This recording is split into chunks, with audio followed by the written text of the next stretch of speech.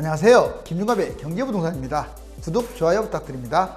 다주택자와 임대주택 사업자들이 벌벌 떠는 강력한 위기 징조가 포착되고 있습니다. 연끌과 갭 투자가 얼마나 위험한지 각종 수치로 알아볼까요? 벌써 이것들 때문에 대세 하락이 앞당겨지겠네요. 상담 안내는 02-501-7554, 유료 상담은 010-3999-8808입니다. 전화 주십시오. 부동산 대재앙 위기징조 포착 진짜 파산한다. 이제는 때가 누구는 때가 이미 진입했다는 말도 있습니다. 자, 대세하락이 보세요. 쭉 이거 도미노처럼 쭉 누르면 넘어지는 거예요. 먼저 강남 재건축부터 시작을 하겠죠. 그리고 뭐 서울, 경기도, 광역시 이렇게 시간차를 두면서 붕괴될 가능성이 커졌습니다. 서울 부동산 매수 타이밍. 그렇지만 뭐 이제 설왕설래하고 있잖아요. 만약에 나는 내년까지 무조건 매수를 해야 한다 하는 사람은 빨리 매수하세요. 내년까지 뭐 올 겨울에 매수한다, 올 가을에 매수한다, 내년 봄에 매수한다 라고 판단하는 사람은 글쎄요, 이제 확률입니다. 확률적 게임으로 큰 틀에서는 잡으면 안 되는데 빨리 매수하는 게 나아요. 아무나 빨리 매수하라는 거 아니에요. 지금 매수를 권하는 게 아닙니다. 여기 보세요. 부동산 2025년 5월까지 오를 가능성이 그래도 약간은 높아 보이네요. 자, 이런 조건을 가진 사람만 내 집 마련, 중저가, 저평가, 자본금이 있고 장기적 목적으로 좀 서울 매입한다라고 할 경우는 그나마 봐줄만 합니다. 그렇지만 이런 사람이 몇 명이나 되겠어요? 나는 한 10에서 한 20%? 나머지는 기다려야죠. 자, 이번에 2021년, 22년 이게 올해부터 내년까지 흐름 보면서 매입한다. 지금 인플레이션 이거 단기간에 끝나지 않습니다. 자꾸 주가가 이제 계속 등락하면서 결국은 터질 거예요. 대통령 선거 지금은 인기 위주로 하다 보니까 어떤 집값을 잡는 노력보다는 좀 풀어주는 노력이 더 많잖아요. 근데 대통령 선거가 임박되면 될수록 좀 강력한 대책이 나올 수도 있어요. 즉 인플레이션, 대통령 선거, 강력한 대책 등이 변수입니다. 이분들도 마찬가지로 이때 꼭 잡아야겠다 하는 사람들도 이런 사람들, 내 집 마련, 중저가, 저평가, 자본금이 다 있고 장기적 목적 이런 경우는 좀 생각을 해볼 필요가 있겠죠. 근데 2번보다는 1번이 좀 나은 것 같아요. 그리고 이제 제일 좋은 건 3번입니다. 여기는 한 뭐 20%? 여기 한 80% 대다수는 여기서 잡아야 되죠. 대다수는. 자, 2022년에서 2026년 바닥이 어딘지는 몰라요. 그렇지만 분명히 자, 올라가고 떨어지고 또 올라가잖아요. 그러면 이 떨어지는 이 구간을 대략 이렇게 본다 이거예요. 집값이 많이 올라서 하락 부담됩니다. 장기간 기다려야겠죠. 투자자, 실거주 겸 투자 이런 사람들 주로 서울, 경기도, 유망 지역을 중심으로 이때 매수하세요. 이때. 솔직히 너무 많은 기회를 놓쳤잖아요. 그러면 이제 이건 수치로 한번 예상해 볼 수가 있어요. 부동산 금액대별 상승장, 하락장 예상 시세 지금 현재 여기입니다. 강남 중위가격이 20억이에요. 그리고 서울 중위가격은 10억입니다. 경기 중위가격이 6억이고요. 광역시 중위가격이 4억입니다. 뭐 중위가격 하니까 싸 보이는데 싼 아파트들도 많아서 그래요. 그렇지만 웬만한 대단지들은 이거보다 이 중위가보다 훨씬 높죠. 일단 얘가 제 생각은 정상적으로 간다면 이렇게 하락할 확률이 클 것으로 보여져요. 자, 하반기까지 만약 떨어진다면 18억. 떨어지면 4년 갑니다. 최소 2년에서 4년. 반토막 날 가능성이 커요. 20억이 10억으로. 그 다음에 10억짜리도 하반기 가면 9억. 반토막 5억으로 가능성이 크고요. 자, 6억짜리 5.5억 하반기에 한 2년 지나면 2, 4년 지나면 한 3.5억 이 정도? 자, 그리고 광역시 4억짜리가 하반기 3.5억이면 한 2.5억. 여기서는 2년 후가 아니라 2, 4년을 다 포함시킨 거예요. 자, 그런데 상승을 만약 한다. 이 기대감이 너무 적어요. 기대감이 많으면 여러분들한테 막 적극적으로 매입하라고 하는데 여기 보세요. 하반기에 조금 올라갈 가능성이 커요. 20억짜리가 지금 현재 20억짜리가 있다면 이렇게 갈 가능성이 아주 높아요. 22억. 10억짜리는 11억 이렇게. 그런데 문제는 이제 1년 후 좋아요. 내년까지 뛴다 그러면 4억 뛸 수 있네요. 4억 뛰면 뭐합니까? 결국 이 코스로 가요. 15코스로. 비과세라도 뛴다면 참 좋겠는데 2년 뛸 것 같지가 않아요. 자, 이번에 서울 평균 10억짜리가 하반기 때 11억, 1년 후에 12억, 2억 뛰면 뭐합니까? 결국은 추락할 것 같아요. 그 다음에 6억짜리 6.5억, 7억. 그 다음에 4억짜리 4.5억. 결국은 여기 네모박스 1,000원. 자, 1년 후에 혹시라도 올랐다 했을 경우 1년 후에 이 시세와 여기를 비교해 보세요. 4년 후에 이 시세. 끔찍하지 않나요? 기대감은 적은데 뭐는 작아요. 기대감은 적은데 폭락은 크다 이 말이에요. 자, 이제 외진 투기 세력 이렇게 끌어올린 거예요. 뭐 다 이런 코스만 밟은 건 아니지만 비교적. 자, 투기 이전의 부동산 시세 이게 0이라고 봅시다. 먼저 1차 투기 선도 세력들이 매입을 해요. 그리고 2차 투기 주력 세력들이 막 매입합니다. 여기까지는 50% 이내 상승밖에 안 됐어요. 그러다가 3차 현지인들이 매입을 하죠. 이게 100%예요. 100%. 결국 이 사람들은 돈을 엄청 벌었네요. 근데 현지인들만 끝물 잡아요. 결국 이 코스 4차 투기 세력 매도하면 폭락을 해요. 누가 제일 피해봅니까? 이 사람들은 많이 먹어요. 현지인들이 무너지는 거죠. 그러니까 현지인들도 막 불안해서 막 잡으면 안 돼요.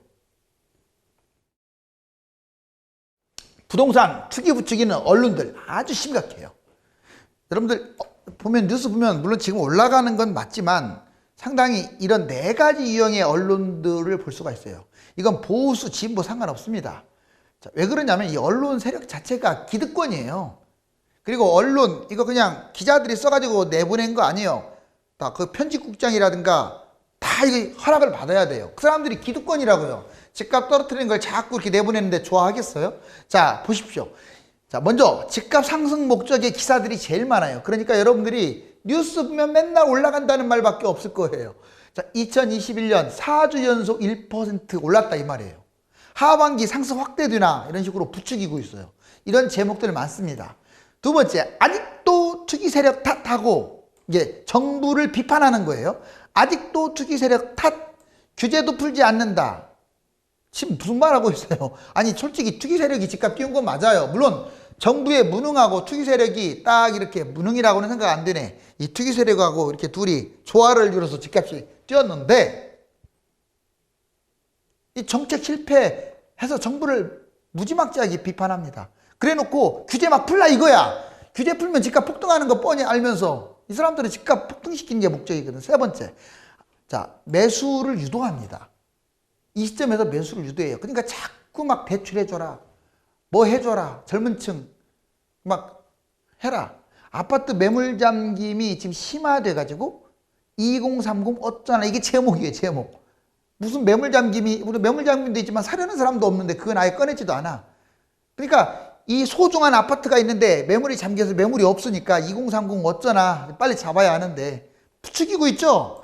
자, 청약 경쟁률 치열. 이번에 동탄 뭐 800대 1 신기록이 쏟아졌는데 당첨만 되면 로또 분양. 왜 이런 기사들이 많은 줄 아세요? 자, 이 언론사는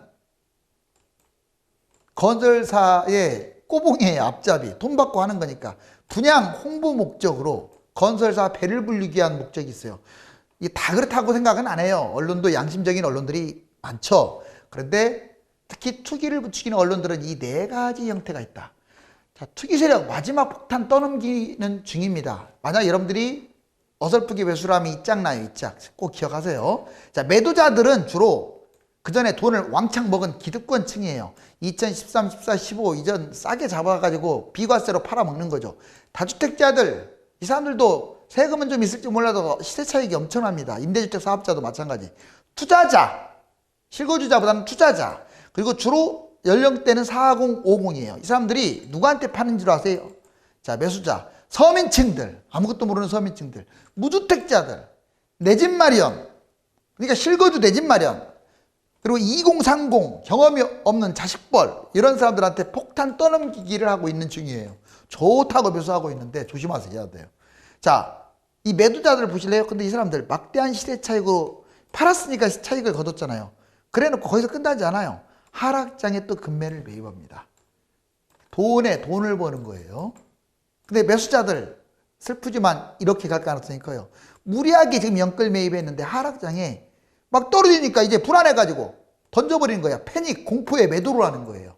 차라리 끌고 가면 또 올라갈 텐데. 안 됩니다. 이렇게 되면은.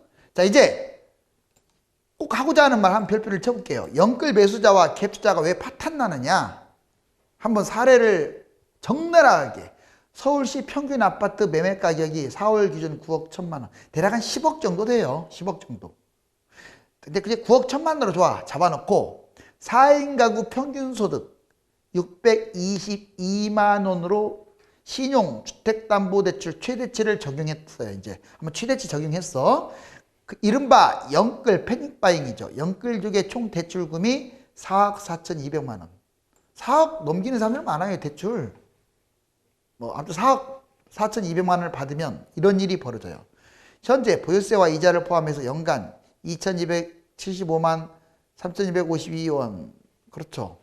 뭐 이거 매달 따지면은 뭐 200도 채 안 되네요. 190, 180 되네요. 그죠? 그런데 변동금리가 많거든요. 자, 이자 연 1포인트 올라가게 되면 319만 원이 증가돼서 2,594만, 5,192만 원. 2포인트가 인상되면 654만 원이 증가해서 자, 2,929만 5,400.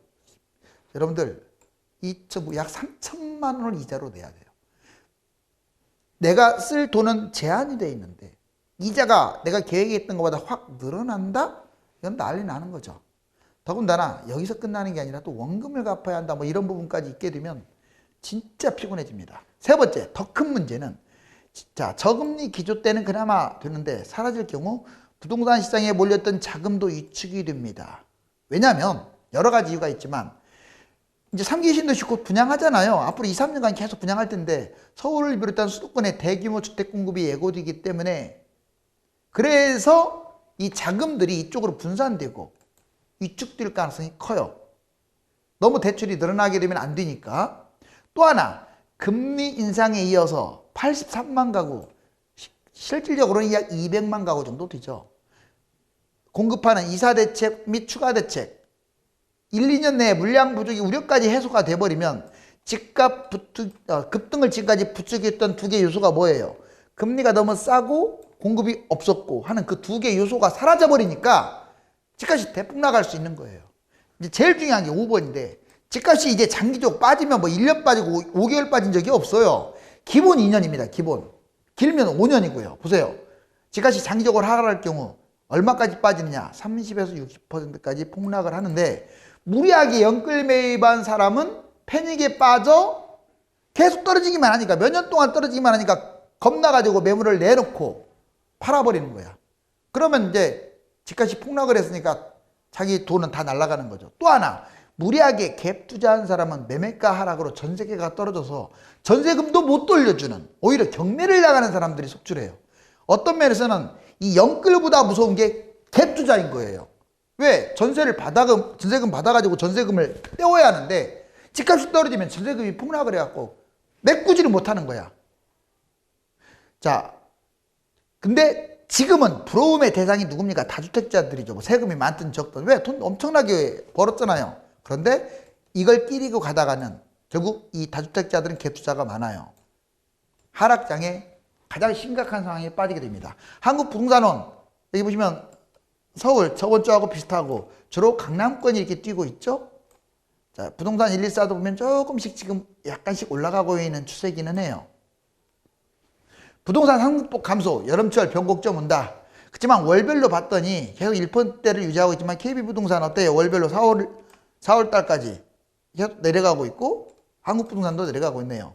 서울시 집값이 계속 장기간 강세를 보였던 이유는 여기 보세요. 이게 미분양률인데 자 15, 16년, 17, 18, 19, 20년으로 올수록 미분양이 없어. 미분양이 이렇게 많았던 게 자 이렇게 다 사라져 버렸어요. 왜? 집값이 뛰니까. 나홀로 아파트까지 다 이제 분양이 끝나버린 거야. 이제 이렇게 세일 하는 그런 시기가 돌아올 수도 있겠죠. 부동산 대세 하락이 생각보다 빨리 임박할 모양새입니다.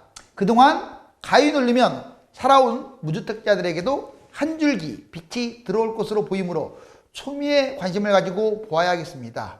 다주택, 갭투자, 연끌 매수자도 타이밍을 보면서 너무 빠지는 것 같다 하면 미리 던져야겠습니다. 감사합니다.